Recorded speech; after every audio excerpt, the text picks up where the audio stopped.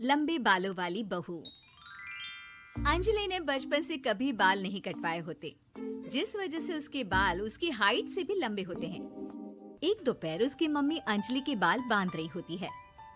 सुन, लंबे बाल देखने में तो सबको अच्छे लगते हैं, लेकिन जब इनका ख्याल रखने की बात आती है ना, तो कोई तेरे बालों पर मेहनत नहीं करेगा। कुछ समय बाद ससुराल जाएगी, इसलिए क्यों नहीं इन्हें थोड़ा कटवा ले। कैसी बात कर रही हो मम्मी? आप मेरे साथ मेरे बालों पर मेहनत तो करती ही हो, और चाहे कुछ भी हो जाए, अब मैं अपने बाल नहीं कटवा सकती। और आपको वजह तो पता ही है। अपनी बेटी को इतना खुश देखकर उसकी मम्मी आगे कुछ नहीं बोलती। इसके कुछ महीनों बाद ही अंजलि की उत्कर्ष के साथ शादी हो जाती है। तुम्हारे बाल बहुत अच्छे हैं, मेहनत साफ दिखती है। मतलब तुम भी इन पर मेहनत करने के लिए तैयार हो? अरे मुझे क्या मेहनत करनी होगी? चलो जो भी हो बता देना, गुलाम हाजिर हो जाएगा मैडम।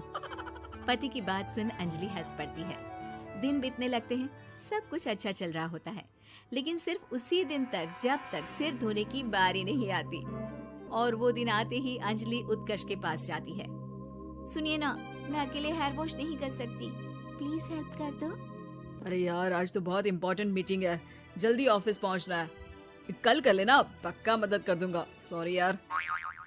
उत्कर्ष वहाँ से चला जाता है, जिसके बाद अंजलि शैम्पू की बोतल लिए सास के पास जाकर उनसे मदद मांगती है। जहाँ अंजलि की बात सुन सास जोर जोर से हंसने लगती है। बावली हो गई है क्या? तेरे बाल धोऊंगी। जब अकेले संभाले नहीं जाते तो इतने लंबे बाल किए ही क्यों? ये कहकर सास भी वहाँ से चली जाती है। अंजलि मन ही मन सोचती है, मम्मी सही बोलती थी, तारीफ सब करेंगे, पर थोड़ी भी मेहनत कोई नहीं करेगा। अब अंजलि खुद ही हेयर वॉश करने बाथरूम में चली जाती है। इस बात को 3 घंटे बीत जाते हैं, लेकिन अंजलि बाथरूम से बाहर नहीं निकलती। सास बाथरूम का दरवाजा खटखटाती है। अरे ओ महारानी, अंदर घर बसाने का प्लान है क्या? यहाँ सारे काम पड़े हैं, तेरे बालों की वजह से हम क्या भूखे मर जाएं? सास की आवाज सुन अंजलि अगले ही पल बाहर निकल आती है, लेकिन सही तरीके से सिर नहीं धुलने पर उसके आधे बालों में शैम्पू और बाकी बालों से पानी बह रहा होता है। हाय नास पीटी, इतने घंटे लगा दिए फिर भी इन्हें ठीक से धो कर नहीं आई। अब क्या सारे घर में पानी पानी करती घूमेगी? अरे कहीं मुझे ही ना गिरा दियो। आज तक कभी अपने आप हेयर वॉश नहीं किया, हमेशा मम्मी हेल्प कर देती थी, इसलिए टाइम लग गया। अंजलि और उसके बालों से टपक रहे पानी का हाल देख सास अपनी ही जान बचाने के लिए बहू को दोबारा बाथरूम में ले जाकर उसका अच्छी तरह हेयर वॉश कर बालों का पानी निकाल देती है। अब जल्दी काम पर लग जा, और मुझे दोबारा इस घर में तेरी जुल्फों का टंटा नहीं चाहिए। सास की बात मानकर अंजलि चुपचाप काम पर लग जाती है। इसी तरह दिन बीतने लगते हैं, जिसमें अब अंजलि हेयर वॉश के लिए आधे दिन का समय लेकर अपने घर आने लगती है। पर सास को इससे भी दिक्कत हो जाती है, जिसके चलते धीरे धीरे अंजलि के लिए अपने बालों का ख्याल रखना मुश्किल होने लगता है। न तेल लग रहा है, न समय से हेयर वॉश हो रहा है, और बालों में कंघा घुमाए तो हफ्ते बीत जाते हैं। मुझसे अपने बालों की ऐसी दुर्गति देखी नहीं जा रही। इसी तरह दिन और दिनों के साथ महीने बीत जाते हैं, जिसमें अच्छे से ख्याल नहीं रखने की वजह से अब बाल रफ उलझे हुए होने के साथ साथ हेयर फॉल भी शुरू हो जाता है। अब क्या हमें अपने बालों में उलझाकर कूड़े में फेंकने का इरादा है? जहाँ देखो वहीं मैडम के बाल गिरे हुए मिलते हैं। अरे कटवा क्यों नहीं देती इन नासपीटों को? तभी उत्कर्ष वहाँ आ जाता है। अरे कैसी बात कर रही हो माँ? आपके बोले बिना वो सब कुछ कर देती है, और बदले में जब सिर्फ अपने बालों के लिए जरा सी मदद चाहती है तो आप उसे ऐसी बातें सुनाती हो। उत्कर्ष अंजलि को लेकर घर से बाहर निकल जाता है और वो दोनों अंजलि के घर पहुँच जाते हैं। मुझे माफ करना, मैंने वादा किया था लेकिन पूरा नहीं कर पाया। अब तुम जैसा कहोगी मैं वैसा ही करूँगा। अंजलि की मम्मी उन्हें बहुत सारे घरेलू उपाय बताती हैं, जिन्हें अच्छे से समझकर दोनों घर वापस आते हैं और अब मिलकर अंजलि के बालों को ठीक करने के मिशन पर लग जाते हैं। अरे पत्नी की सेवा में तो ऐसे लगा है जैसे इसके बालों में से खजाना निकल आएगा। इसी तरह कुछ महीने बीत जाते हैं और धीरे धीरे अंजलि के बाल पहले जैसे हो जाते हैं। आधा सफर तो कंप्लीट हुआ, अब आधा बचा है। हाँ, कौन सा आधा? मैं समझी नहीं। मम्मी। अब अपनी मम्मी को बहू की कीमत समझाने के लिए पहले उत्कर्ष उनकी सब सहेलियों को घर बुला लेता है और फिर अंजलि को उनके सामने लेकर जाता है, जिसे देख वहाँ बैठी सास की सभी सहेलियों का मुंह खुला का खुला रह जाता है। अरे वाह, तेरी बहू के बाल कितने सुंदर हैं।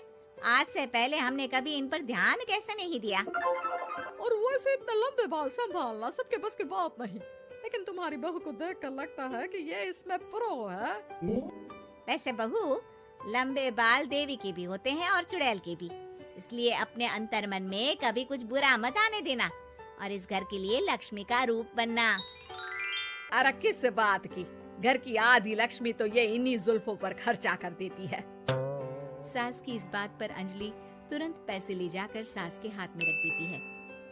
अब मुझे सबके सामने नीचा दिखाने के लिए पैसे दे रही है क्या?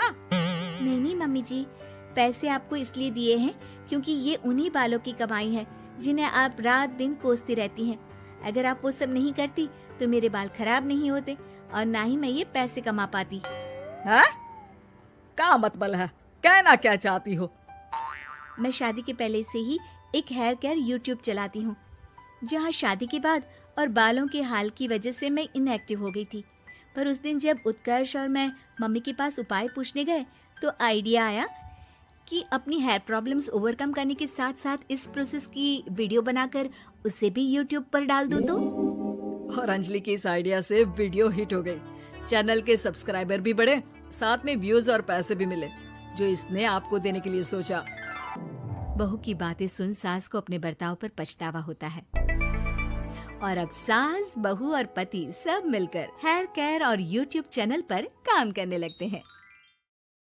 तेरी बीवी नीता का परिवार उसकी शादी कराना चाहता है, पर नीता को अपने बॉयफ्रेंड से ही शादी करनी होती है, जिसके लिए परिवार तैयार नहीं होता।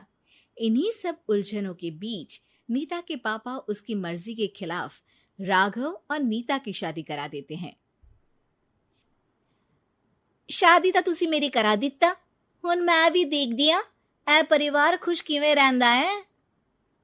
अपने गुस्से के चलते नीता शादी के अगले ही दिन से परिवार में सबको उल्टे जवाब देना, किसी की कोई बात ना सुनना और अपने मन मुताबिक रहना शुरू कर देती है, जिससे घर में सबको दिक्कत होती है, लेकिन नीता को कोई कुछ नहीं बोलता। एक दिन सास नीता के पास आती है। बहू की गल, तुसी किवें नाल या किसी गल से नाराज हो? तुहानू मेरी फिक्र करन दी कोई लोड़ नहीं, मैं ठीक हाँ। ऐसा बोल नीता वहां से चली जाती है, पर सास की बात उसके मन में रह जाती है। शादी के अगले दिन से ही मैं सब दे नाल किन्ना औखा बिहेव किता, फिर भी आ मेरे तो इन्ने प्यार नाल गल किवें कर सकदी आ। मानू नफरत करनी नहीं आउंदी, ऐस करके वो सोचती आ कि एक ना एक दिन तुम्हारा गुस्सा भी खत्म हो जाऊगा। यह कदे नहीं हो सकता। इससे पहले राघव कुछ बोलता, नीता का मोबाइल बजने लगता है, जिस पर राघव वहां से चला जाता है और नीता फोन पर बात करने लगती है। जिसके बाद अगले दिन से नीता की जैसे ही आत्मा बदल गई हो, वो बिना किसी के बोले घर के सारे काम कर देती है। उसकी ऐसी काया पलट देख राघव और उसकी माँ हैरान रह जाते हैं। बहू, तबियत शबियत ता ठीक सी? तबियत छड्डो मां, मैनू लगदा आ इसदा दिमाग हिल गया। ए तुसी दोनों की गल करी जांदे हो? मैं ठीक आ ते मेरा दिमाग भी।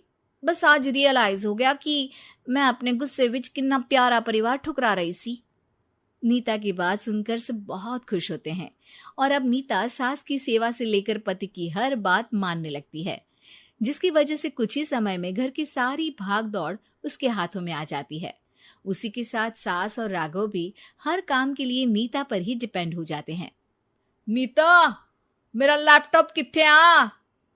बहू, मेरी दवाइयां। अब नीता अच्छी पत्नी और सर्वगुण संपन्न बहू बन गई होती है और इसी तरह विश्वास जीतते हुए एक दिन तिजोरी की चाबियां भी उसके हाथ में आ जाती है।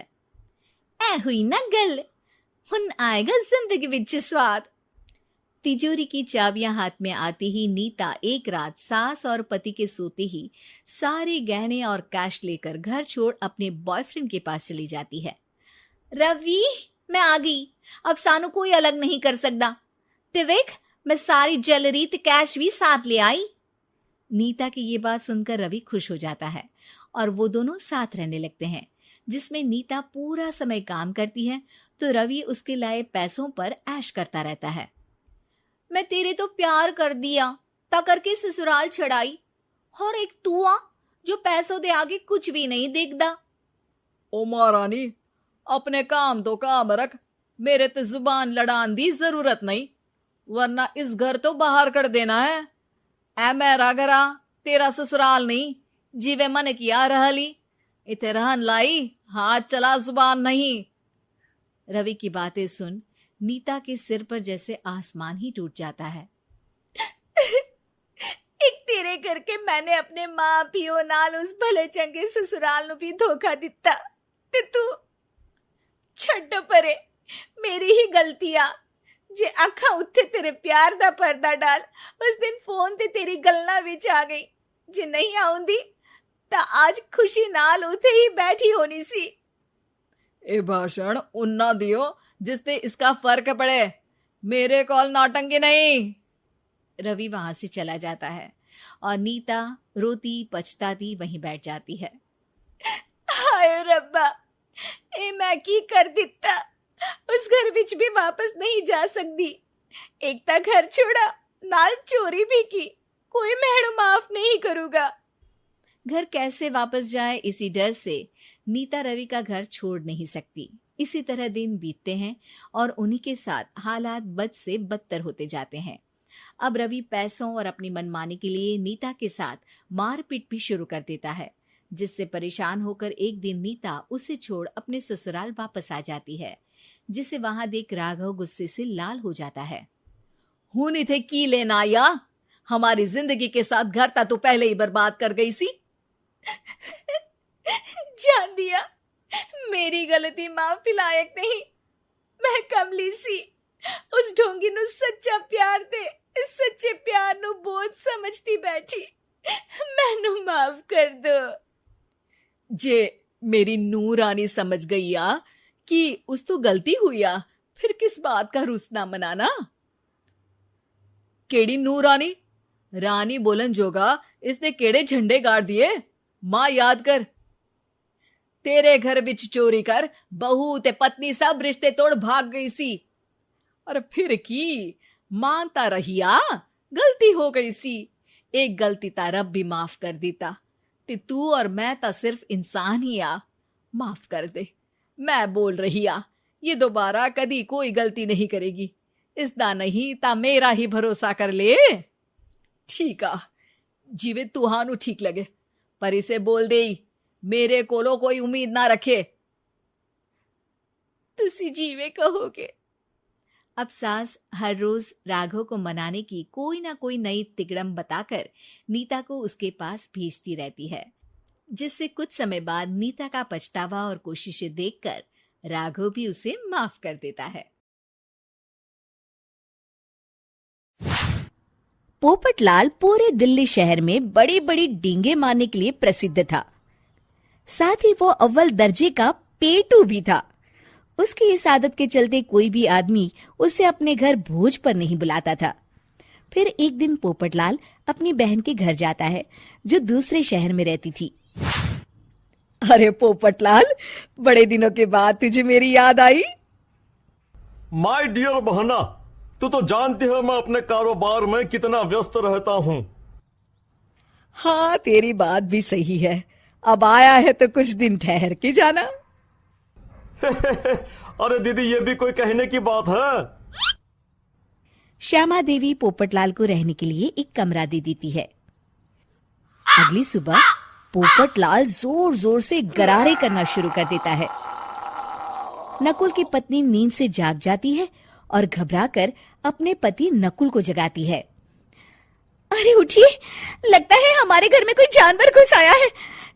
कैसी अजीब अजीब आवाजें निकाल रहा है, मुझे तो बड़ा डर लग रहा है। अरे कोई जानवर नहीं है भाग्यवान, पोपटलाल मामा जी हैं, अपना गला साफ कर रहे हैं। इतनी सुबह सुबह? अभी तो सिर्फ 4 बजे हैं। मामा जी इसी तरह से जल्दी उठ जाते हैं। अच्छा, ठीक है। नकुल की पत्नी जैसे ही सोने लगती है, और जल्दी नाश्ता भी करते हैं। क्या मतलब? मुझे अभी उठ के उनके लिए चाय नाश्ता बनाना पड़ेगा? हाँ, अरे मर गई रे, अब मेरा क्या होगा? फिर थोड़ी देर के बाद नकुल की पत्नी मामा जी के लिए चाय नाश्ता बनाने में जुट जाती है। अरे भाई वाह, बड़ी अच्छी खुशबू आ रही है। बहू, जो भी बना रही हो फटाफट ले आओ, जोरों की भूख लगी है। हाँ मामा जी, अभी लाती हूँ। देखते ही देखते पोपटलाल सारा नाश्ता चट कर जाता है। बहू, कल से पराठे में देसी घी ज्यादा डालना, आज कुछ मजा नहीं आया। हे भगवान, इसका नाम तो पेटू लाल होना चाहिए था। पूरे 10 लोगों का नाश्ता अकेले हजम करने के बाद भी इन्हें मजा नहीं आया। इस तरह रोज पोपटलाल सुबह सुबह घर के सभी लोगों को नींद से बेवक्त जगा देता था और हमेशा खाने की उल्टी सीधी फरमाइश करते रहता था। देखते ही देखते गुप्ता परिवार की दिनचर्या अस्त व्यस्त हो जाती है। अरे भाई, खाने का असली मजा तो इस घर में है। अरे माँ, ये पोपटलाल मामा यहाँ और कितने दिन रुकेंगे? ये अकेले इतना खाना खा जाते हैं कि आज राशन वाला मुझसे पूछ रहा था कि अरे भाई, क्या आप लोगों ने घर में हाथी पाल लिया है? अरे बेटा, अब घर के मेहमान को कोई सीधे मुंह कैसे निकाल सकता है? माँ जी, अब बर्दाश्त की इंतहा हो गई है। मैं अकेले इतना काम नहीं कर सकती। आखिर मैं भी इंसान हूँ। मैं कल ही अपने मायके चली जाऊंगी। अरे भाग्यवान, हम सबको मुसीबत में अकेला छोड़कर तुम कहाँ जा रही हो? जरा सब्र करो, मैं कुछ सोचता हूँ। अगले दिन एक डॉक्टर साहब उस घर में आते हैं। अरे नकुल बेटा, ये डॉक्टर यहाँ क्यों आया है? अरे मामा जी, माँ की तबीयत बहुत खराब है। तबीयत तो खराब होगी ही, तुम लोग उल्टा सीधा खाना जो खाते रहते हो। देखो नकुल, मैं तुम्हारा फैमिली डॉक्टर हूं, इसलिए आज से मैं जो कहूंगा तुम सबको वही खाना रोज खाना पड़ेगा। आजकल कितनी बीमारियां फैल रही हैं, पता भी है तुम्हें? आज से तुम सब सिर्फ सलाद और करेले का जूस पियोगे, समझे? डॉक्टर अंकल, आप ठीक कहते हैं। पोपटलाल घबरा के, अरे क्या खाक ठीक है भांजे? ये डॉक्टर सीधे सीधे हमें घास फूस खाने के लिए कह रहा है। अरे मैं कहता हूँ भगा इस डॉक्टर के बच्चे को यहाँ से। अरे मामा जी, डॉक्टर साहब ठीक ही तो कह रहे हैं। इसी बहाने आपका इतना बड़ा पेट जो बाहर निकला हुआ है वो अंदर हो जाएगा। इस तरह गुप्ता परिवार रोज खाने में सिर्फ सलाद खाना शुरू कर देता है। बेचारे पोपटलाल का बुरा हाल हो जाता है। ये लीजिए मामा जी, ताजा ताजा करेले का जूस। अरे नहीं नहीं बहू, मैं मरने से पहले मरना नहीं चाहता। मुझे तुम लोग माफ करो।